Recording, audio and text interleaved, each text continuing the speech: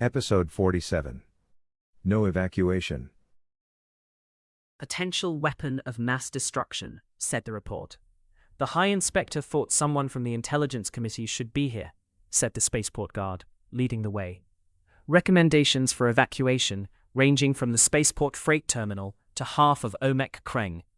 Rige Khuksos struggled to keep pace with the uniformed man, about to run out of breath.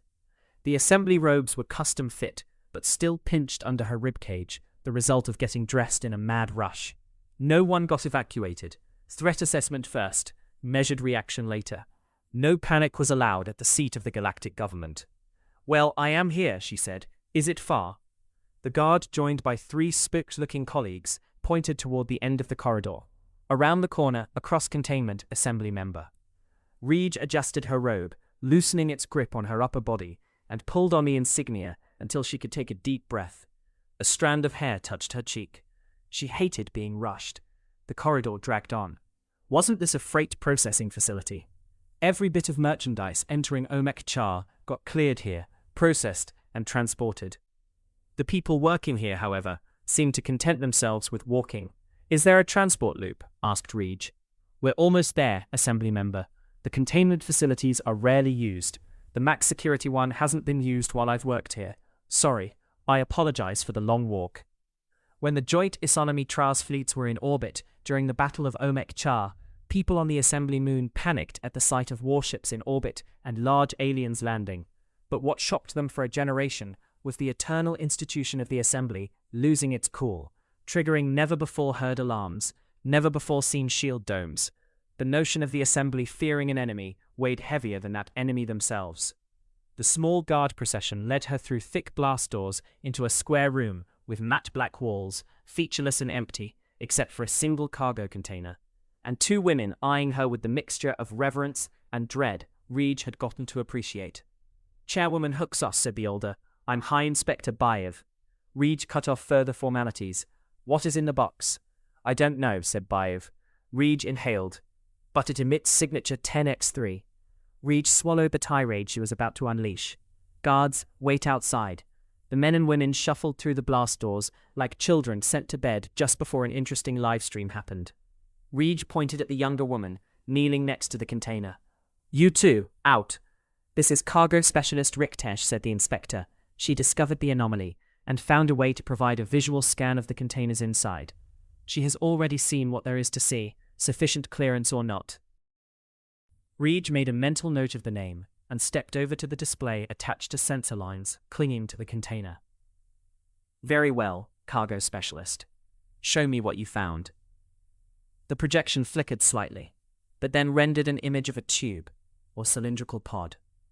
"Judging by us standing in some sort of blast chamber, I assume this is a bomb." "As I said, assembly member, we don't know yet. A bomb is one possibility. My orders after detection of a 10x3 were clear. Will you take control of the facility?" Signature 10x3 was a scanning profile added to the standard set of routine scans performed by Levy fleet vessels, orbital facilities, and outposts. It was designed to find the sphere drive array Lenuka Omga stole. "Was this a part of it?" "No, you keep everything running here as normal, except for posting guards on the blast door. No one not designated by me enters this room." "I am glad you did, but why did you scan for that particular signature, Inspector?" "We copy the scanning protocols of the fleet, assembly member." "I see. Why does the image keep flickering?" "Phase jitters," said the cargo specialist. "The scanner needs to adjust whenever they happen. They are part of the signature." Rige's committee had signed off on 10x3 being added to standard procedures, but she had little hope of ever receiving a positive ID. Lenuka Omga would not make such a mistake. Let her precious alien tech be rediscovered. Unless she wanted to. "How did this get here? Who sent this, and to whom?" "An unscheduled drop-off after an illegal landing. A freighter, running fake transponders, had touched down briefly and left this container behind. We ran the security feed, and the vessel could be visually identified. Someone can just land near the center of the galactic government and drop off a suspicious package and leave. The transponder cleared them as a fleet vessel. We assumed quantum-sealed transponders to be unfalsifiable. but that is clearly no longer the case. We could, however, match the ship to a freighter on the watch list. It was involved in a break-in at the districting office. Rige's tiredness was gone. This was the ship Lenuka Omga used to flee Omek Kereng after collecting a group of prisoners to join her cause. Lenuka Omga had dropped this piece of Boehmer tech off the assembly's doorstep, not even trying to hide her involvement. Rige touched her temple implant. The Tautfei incident debriefing. Lotnu Group Timar statements. Miru's mission log.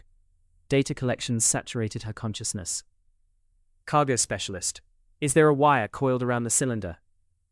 From certain angles it appears that way. Riktege's hand turned the projection. Here, with each flicker, the cylinder switched between looking solid and transparent in a ghostly manner. What looked like a thin stripe of fabric spooled around the object, waving in a non-existing breeze.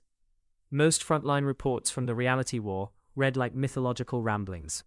Colossal aliens rising into the sky, unbeatable hordes committing unspeakable cruelty, weapons so advanced they shifted in and out of reality. Images of Vomemir warlords dwarfing mountains near Engin Gabashaj. Lost planetary populations, death counts so high the numbers became meaningless, and dry isonomy analysis of fantastical devices. The war had happened.